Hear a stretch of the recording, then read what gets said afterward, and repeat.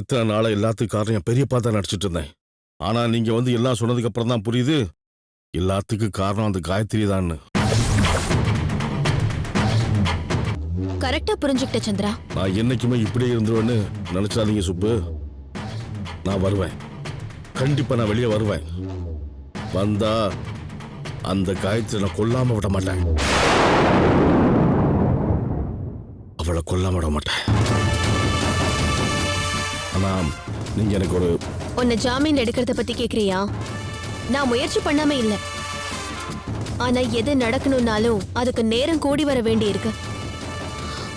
நீ கொஞ்சம் பொறுமையா இரு. நான் இவ்வளவு நாள் பொறுமையா தான் இருந்துட்டேன். என் பொறுமைக்கு ஒரு உள்நோக்கம் உண்டுனா அது அந்த காயத்ரியோட அழிவுதான். என்னை பத்தி நீங்க புரிஞ்சுக்கிட்டீங்கன்னா எனக்கு அது போதும். நான் வரேன்.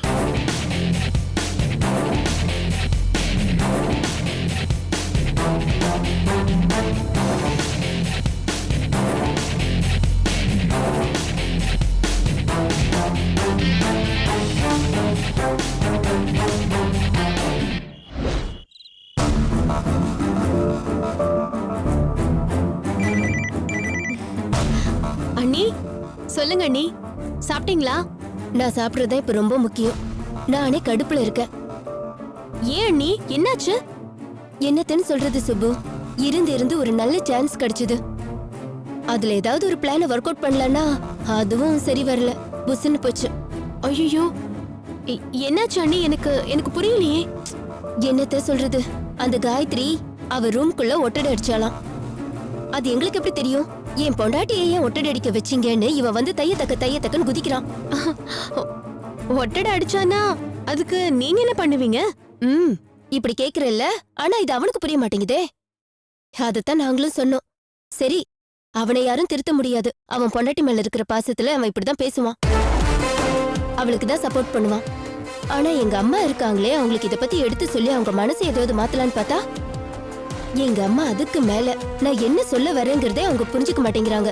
நான் ஒரு பாயிண்ட சொன்னா அவங்க வேற விதமா புரிஞ்சுக்கிறாங்க. என்னால நம்பவே முடியல அண்ணி. இதுல நம்புறதுக்கு என்ன இருக்கு சுப்பு? வெறுப்புன்னு ஒண்ணு மனசுல பட்டுடுச்சுன்னா ஒண்ணு மொத்தமா அதை தொடச்சு போட்டுடணும், இல்லையா வீட்டை விட்டு வெளியே போயிடணும். கரெக்டா சொன்னீங்க அண்ணி. ஆனா அம்மாவை என்ன பண்றதுன்னு எனக்கு புரியல. இவ்வளவு லூசா இருக்க கூடாது. சொல்றதுக்கு எனக்கே கஷ்டமா இருக்கு, ஆனா வேற வழி இல்ல. அப்படி அத்தை என்ன சொன்னாங்க? என்னத்த சொல்றது, அந்த காயத்ரி ரொம்ப நல்லவளாம். அவளை போல ஒரு உத்தமி யாருமே கிடையாதாம். விட்டா மண்ணூர்ல உங்க அத்தை சிலையே வச்சிருவாங்க காயத்ரிக்கு. அது ஒண்ணுதான் குறை.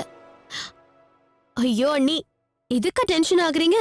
பின்ன நான் ஒருத்தி வேலை மெனக்கிட்டு இங்க ஏதோ ஒரு பிளான ஒர்க் அவுட் பண்ண சுப்பு. ஆனா எதுவுமே சரி வர மாட்டேங்குது. நான் என்னெல்லாம் பிளான் போடுறேனோ அது எல்லாத்தையும் கவுத்து விடுறதுக்குன்னு எங்க அம்மா இருக்காங்க. இதுக்கெல்லாம் கடுப்பாக கூடாது அண்ணி. நமக்குன்னு ஒரு நோக்கம் இருக்கு. அந்த நோக்கம் நல்லபடியா நிறைவேறணும்னா நாம தான் பொறுமையா காய் நகர்த்தி ஆகணும். இப்பதானே ஆரம்பிச்சிருக்கீங்க. அடி மேல அடி எடுத்து வைங்க. அடி மேல அடி எடுத்து வச்சா அம்மியே நகரும்னு சொல்லுவாங்க. அம்மியே நகர்றப்போ அத்தை நகராமலையா போயிடுவாங்க. கரெக்ட் தான். கவலையே படாதீங்க அண்ணி. எப்ப நீங்க காயத்ரி அங்க இருக்க கூடாதுன்னு நினைச்சிட்டீங்களோ, நீங்க அங்க இருந்து அவளை நகர்த்தணும்னு நினைச்சிட்டீங்களோ, அதுவே நம்ம பாதி ஜெயிச்ச மாதிரி. அவ இந்த வீட்டை விட்டு நகர்றாளோ இல்லையோ சுப்பு, ஆனா நிச்சயமா நீ இந்த வீட்டுக்கு வரணும். அதான் எனக்கு முக்கியம். நீ இப்படி உங்க அண்ணன் வீட்டுல இருந்து கஷ்டப்படுறது என் மனசுக்கு ரொம்ப கஷ்டமா இருக்கு. எனக்கு இது போதும் அண்ணி. நீங்க ஒருத்தராவது என்ன புரிஞ்சுக்கிட்டீங்களே. எனக்கு இதை விட வேற என்ன வேணும் சொல்லுங்க பாக்கலாம். நம்ம தலையெழுத்து சுப்பு. ஆளுக்கு ஒரு பக்கம் இப்படி பிரிஞ்சிருந்து கஷ்டப்படணும், அவஸ்தைப்படணும்னு இருக்கு. ஆனா இதெல்லாம் நிரந்தரம் இல்ல. கூடிய சீக்கிரம் உன்னை எப்படி இந்த வீட்டுக்கு கொண்டு வரேன்னு பாரு. அதுக்கு என்ன செய்யணுமோ அதை நிச்சயமா நான் செய்வேன். நான் அங்க வரணும்னா காயத்ரி அங்க இல்லாம இருக்கணும். உங்களுக்கும் எனக்கும் நடுவுல எந்த ஒளிவு மறைவும் இல்லைங்கிறதுனால நான் இந்த விஷயத்த உங்ககிட்ட ஓப்பனா சொல்றேன். அந்த வீட்டுல அவ இருக்கிற வரைக்கும் என்ன சூர்யாவோட நிம்மதியா வாழ விட மாட்டா. நீ ஏன் கவலைப்படுற? என்கிட்ட சொல்லிட்டேல்ல, நானும் உனக்காக பிளான் ஆரம்பிச்சிட்டேன்ல. கவலைப்படாத. நான் எப்படி அதை ஒர்க் அவுட் பண்றேங்கிறத மட்டும் பாரு. ரொம்ப தேங்க்ஸ் அண்ணி. இது போதும் எனக்கு. சரி வச்சுட்டுமா? ம் சரிங்க அண்ணி.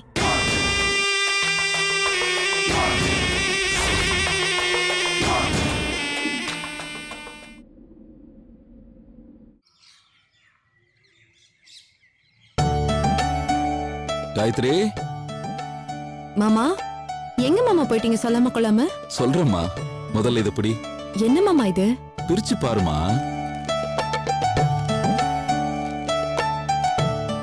என்னங்க பாருங்க.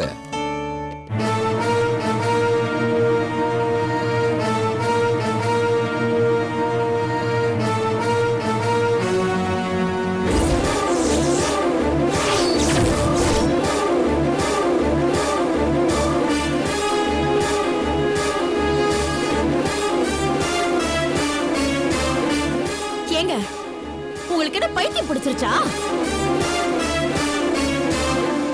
இந்த போட்டோவை ஏங்க ஃப்ரேம் போட்டு வீட்டுக்கு கொண்டு வந்திருக்கீங்க? இது என்ன கேள்வி? கவிதா நம்மள விட்டு போயிட்டாலும் அவ ஞாபகமா ஏதாவது ஒண்ணு வீட்டுல இருந்தா நல்லா இருக்கும்னு தோணுச்சு. போட்டோவை எங்க மாட்டுறது ஐடியா? ஹால்லையா இல்ல பூஜை ரூம்லயா? ஏங்க என்னங்க ஆச்சு உங்களுக்கு? யாராவது கொலகாரி போட்டோவை கொண்டு வந்து வீட்டுக்குள்ள மாட்டி வைப்பாங்களா? இதுக்கு என்ன டெய்லி பூ போட்டு பூஜை பண்ணிட்டு இருக்க போறீங்களா? ஏங்க இப்படி எல்லாம் பண்ணிட்டு இருக்கீங்க? இத பாருங்க, சுத்தமா எனக்கு இதெல்லாம் பிடிக்கல. முதல்ல இந்த போட்டோவை கொண்டு போய் வெளியில தெருவுல வீசிட்டு வாங்க. கோமதி, அப்பா கொஞ்சம் அமைதியா இருங்க. என்னமா உனக்கு பிரச்சனை? அப்பா பாவம் கவிதா மேல இருந்த பாசத்துல போட்டோவை ஃப்ரேம் பண்ணி எடுத்துட்டு வந்திருக்காரு. இதுக்கே நீ இவ்வளவு பெரிய பிரச்சனையை உண்டாக்கிட்டு இருக்க. இந்த போட்டோ பாட்டுக்கு ஒரு மூலையில இருக்கட்டுமே. வாய மூடுறா. ஒழிஞ்சாலேன்னு நானே கொஞ்சம் நிம்மதியா இருக்கேன். ஏண்டா பொழுது விடிச்சு பொழுது போனா இவ மூஞ்சில முழிக்க சொல்றியா? தப்பா பேசாத கோமதி. கவிதா இன்னைக்கு உயிரோட இல்ல. இறந்து போனவங்கள பத்தி தப்பா பேசுறது ரொம்ப பெரிய தப்பு. ஆமா, அறியாத வயசுல அவ நமக்கு கெடுதல் பண்ண நினைச்சிருக்கலாம். செஞ்சது தப்புன்னு மனசு வருத்தப்பட்டு திருந்தி வாழத்தான் ஆசைப்பட்டா. இப்ப இறந்தும் போயிட்டா. இந்த போட்டோவாவது நம்ம வீட்டுல இருக்கிறதுல உனக்கு என்ன கஷ்டம்? எனக்கு அருவெறுப்பா இருக்கு. சத்தியமா சொல்றேன், இந்த போட்டோ இந்த வீட்டுக்குள்ள இருந்தா நான் இந்த வீட்டுக்குள்ள இருக்க மாட்டேன். ஐயோ அத்தை, ப்ளீஸ் அத்தை, உங்க கோவத்தை நான் புரிஞ்சுக்கிறேன். மாமாவோட சென்டிமெண்ட்ஸ நாமளும் புரிஞ்சுக்கணும் இல்லையா? என்ன பெரிய சென்டிமெண்ட்? இந்த கொலகார பாவி என் குடும்பத்தையே அடிக்க வந்தவன். என் பொண்ணையும் புள்ளையையும் கத்தியால குத்தி ஹாஸ்பிடல்ல கொண்டு போய் படுக்க வச்சவன். இவ திருந்திட்டா, மாறிட்டா, நல்லவளாயிட்டா, அப்படி இப்படின்னு 1008 கதை நீங்க வந்து பேசிட்டு இருக்கலாம். ஆனா அத நான் நம்ப போறதில்ல.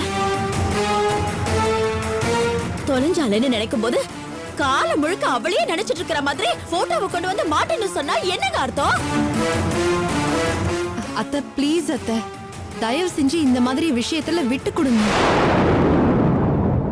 மாமா பாவம். நீ கொஞ்சம் சும்மா இருக்கியா? மாமா பாவம் மத்தவங்க பாவம்னு சொல்ல தெரியுதுல்ல? ஏன் உனக்கு எங்களோட ஃபீலிங்ஸ் புரியலையா? ஐயோ அப்படியெல்லாம் இல்ல அண்ணி. மாமா போட்டோ தானே கொண்டு வந்திருக்காரு, இதுல என்ன தப்பு இருக்கு? வேணும்னா மாமா ரூம்ல மாட்டிடலாம். என்னது மாமா ரூம்னா? அப்போ நாங்க போகவே கூடாதா? அங்க இருக்கவே கூடாதா? சொல்லு. ஐயோ அத்தை, ஏன் அத்தை இப்படி எல்லாம் பேசுறீங்க? நான் அப்படியா சொன்னேன்? காயத்ரி, ஒரு நிமிஷம் நீ பேசாம இரு. இந்த பார், கவிதாவோட போட்டோ நம்ம வீட்டுல இருக்கிறது எனக்கு நல்லதுன்னு பட்டுது. அதான் அப்படி செஞ்சேன். எப்படிங்க? எப்படி நல்லதா இருக்க முடியும்?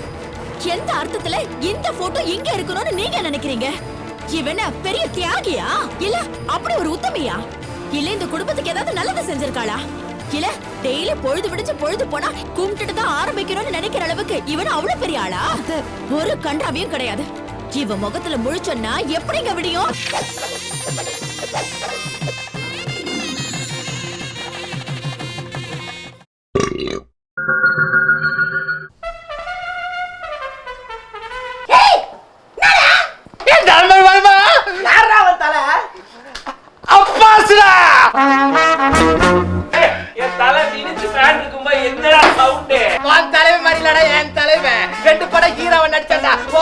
சீரியலுக்கு வந்தா 2 வாரத்துல தூக்குறாங்க. கக்கூஸ் வலம்புறத்துல அடிச்சு கம்பியா பண்ணிட்டு என் தலைவன் தெரியுமா?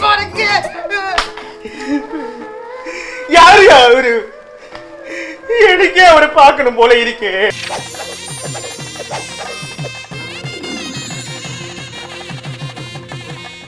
அத்தை ப்ளீஸ் இந்த மாதிரி எல்லாம் பேசாதீங்க.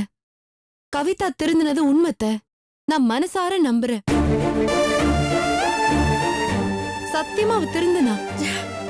இந்த வீட்டை விட்டு வெளியே போகிற நிமிஷம் வரைக்கும் மானசீகமா நம்ம ஒவ்வொருத்தர்கிட்டயும் அவ மன்னிப்பு கேட்டுக்கிட்டே இருந்தா. அவ செத்து போயிருந்தாலும் அவளோட ஆத்மா திரும்ப திரும்ப இதே வீட்டை சுத்திதான் வந்துட்டு இருக்கும். போதும், நிறுத்துமா. தப்பா நினைச்சுக்காதீங்க அத்தை. எனக்கு இன்னொன்னும் தோணுது. செத்து போனவங்களோட ஆத்மா சம்பந்தப்பட்ட குடும்பத்தோட புதுசா உருவாகிற உயிரோட ஐக்கியமாகும்னு சொல்லுவாங்க. யார் கண்டாங்க? எனக்கு பிறக்க போற குழந்தையே கவிதாவா கூட இருக்கலாம்ல. காயத்ரி, இன்னொரு தடவை இந்த மாதிரி எல்லாம் பேசிட்டு இருந்த அப்புறம் எனக்கு கெட்ட கோவம் வந்துரும் சொல்லிட்டேன். என்ன பேச்சு பேசிட்டு இருக்க நீ? நான் தப்பா எதுவும் சொல்லவே இல்லையே அத்தை. உலகத்துல எல்லாரும் நம்பிட்டு இருக்கிற ஒரு விஷயத்தை தான் சொன்னேன். அது சாத்தியம் இல்லைன்னு நீங்க எப்படி சொல்ல முடியும்? கவிதா ஏன் என் வயித்துல வந்து பொறக்கணும்னு ஏன் நினைச்சிருக்க மாட்டா? போதும், நிறுத்துன்னு சொல்லிட்டேன். வேண்டாமா, இன்னொரு தடவை இந்த பேச்செல்லாம் நீ பேசின அப்புறம் என்ன நடக்கும்னு எனக்கு தெரியாது. இத பாருங்க, இந்த போட்டோ இந்த வீட்ல இருக்க கூடாது. மீறி இருக்கதா செய்யணும் நீங்க சொன்னீங்கன்னா அப்புறம் நான் வேற மாதிரி நடக்க வேண்டியிருக்கும். தயவு செஞ்சு என்ன கோவப்படுத்தாதீங்க சொல்லிட்டேன்.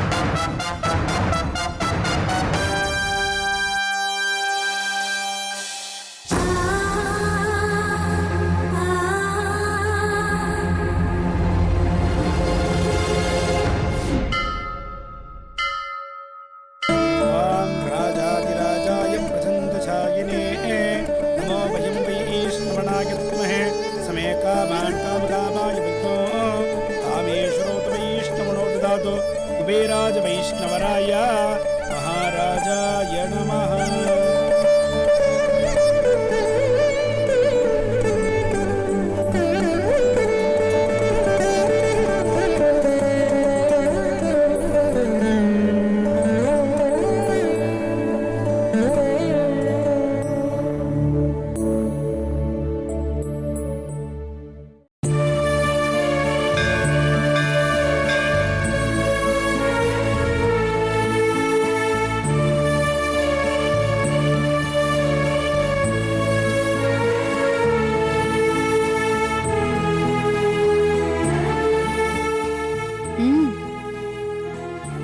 எதுக்கு இன்னும் அதையே யோசிச்சுட்டு இருக்க?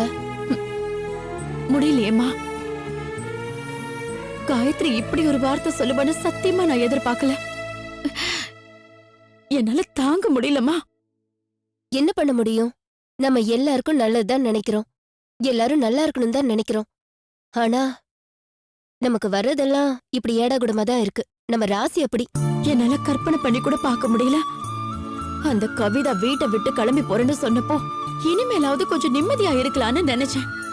அவ செத்து போயிட்டாங்கிற தகவல் வந்தப்போ அதுக்காக சந்தோஷப்படலனாலும் கூட நமக்கேன்னு அதை பத்தி இனிமேன்னு என்னால நினைக்க தோணுச்சு.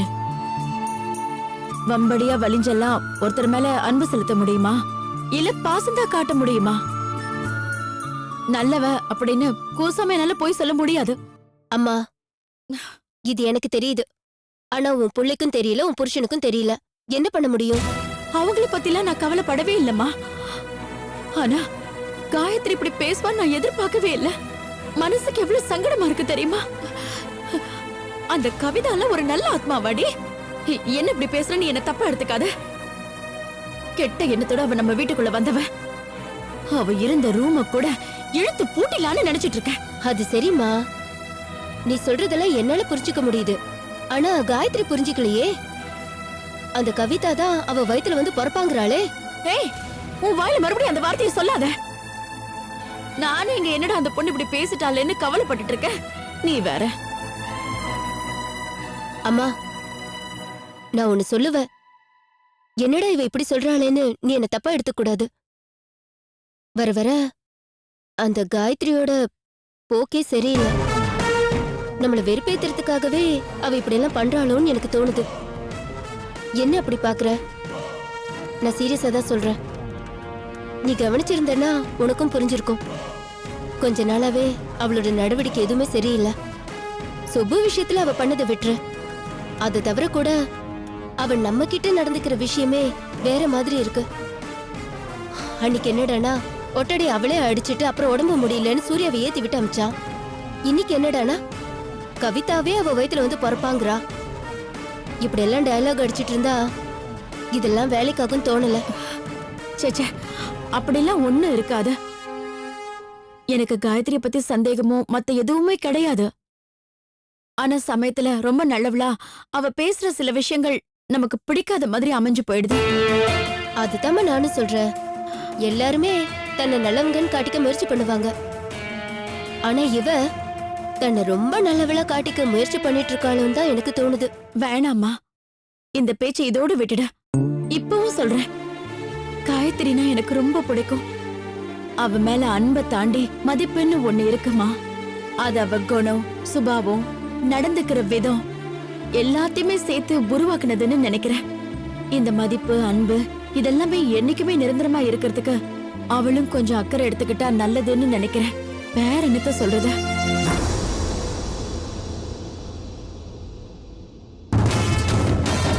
உன்னை திருத்தவே முடியாது, அதுதான் சொல்ல முடியும். அத்தை அத்தை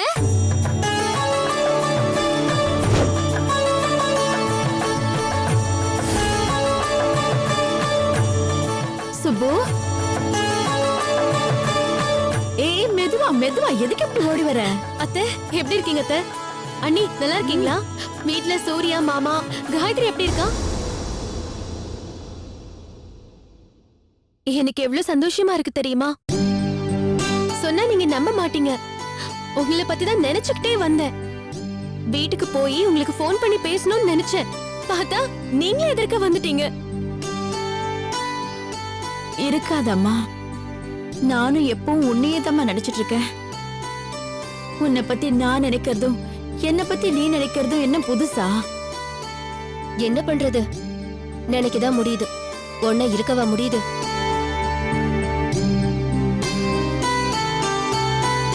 விடுங்க அண்ணி, சும்மா எப்ப பார்த்தாலும் அதையே பேசிக்கிட்டு. அத்தை உங்ககிட்ட ஒரு விஷயம் சொல்லணும். சொல்லு. சொல்லுவேன், ஆனா நீங்க சிரிச்சிடக் கூடாது, புரிஞ்சுதா? விஷயம் என்னன்னு சொல்லுமா. எனக்கு பிறக்க போற குழந்தைக்கு என்ன பேர் வைக்கணும்னு டிசைட் பண்ணிட்டேன் அத்தை.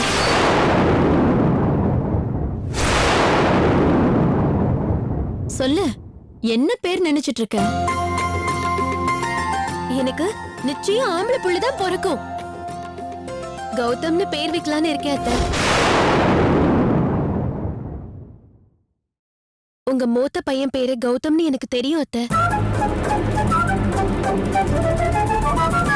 இன்னைக்கு அவர் இல்லைனாலும் தெய்வமா இருந்து நம்மளையும் நம்ம குடும்பத்தையும் ஆசீர்வாதம் பண்ணிக்கிட்டு இருப்பாருங்கிற நம்பிக்கை எனக்கு இருக்கு அத்தை.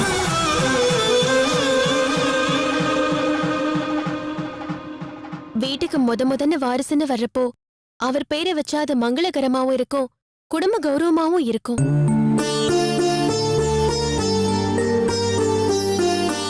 எனக்கு என்னமோ தெரியல, என் மனசுக்கு பட்டுச்சு. அத்த உங்களுக்கு ஒன்னும் ஆட்சேபனை இல்லையே? எப்படிமா, எப்படி இதெல்லாம் உனக்கு தோணுது? வேற எப்படி அத்த தோணும்? எனக்கு பிறக்க போற குழந்தை இந்த குடும்பத்து பெயர் சொல்ற குழந்தையா இருக்கணும்ன்ற எதிர்பார்ப்பு எனக்கு நிறையவே இருக்கு.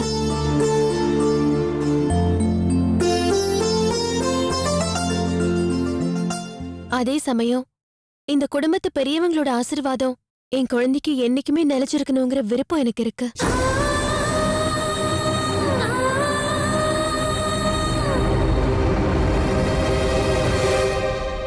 நம்ம 1000 சாமி கும்பிடலாம், குலதெய்வம்னு கூட ஒண்ணு இருக்கும், அதையும் கும்பிடுவோம். ஆனா நம்ம குடும்பத்தில இருந்து செத்து போய் தெய்வமா இருக்கிறவங்களோட ஆசீர்வாதம் நமக்கு என்னைக்குமே இருக்கணும் அத்தை.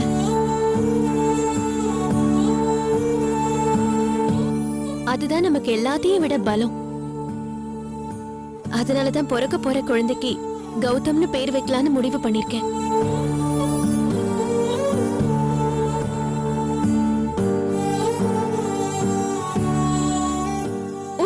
மனசுக்கு உனக்கு எப்பவுமே நல்லதுதாம்மா நடக்கும். இதுக்கு மேல என்ன சொல்றதுன்னு எனக்கு தெரியல. சுப்பு நான் உன்கிட்ட ஒண்ணு கேட்டா தப்பா எடுத்துக்க மாட்டீங்க? என்ன நீ பேசுறீங்க? நான் எப்படி உங்களை தப்பா எடுத்துப்பேன்? என்னன்னு சொல்லுங்க. இல்ல, உனக்கு பையன் பிறந்தா கௌதம்னு பேர் வைப்பேன்னு சொன்ன. ஒருவேளை பொண்ணு பிறந்ததுன்னா என்ன பேர் வைப்ப? சான்ஸே இல்ல. கண்டிப்பா பையன் தான் பிறப்பான். எனக்கு அந்த நம்பிக்கை இருக்கு. கௌதம்னு தான் பேர் வைப்பேன். ரொம்ப மன கஷ்டத்தோட நான் கோயிலுக்கு வந்தம்மா. உன்னை பார்த்து உன்கிட்ட பேசினது, நீ சொன்ன விஷயம், இதெல்லாம் என் மனசு ரொம்ப லேசாக்கிடுச்சு. சந்தோஷத்தோட நான் வீட்டுக்கு திரும்பி போறேன். சன்னதியில இந்த சாமி கொடுக்காத நிம்மதிய நீ பேசின வார்த்தை எனக்கு கொடுத்திருக்கு.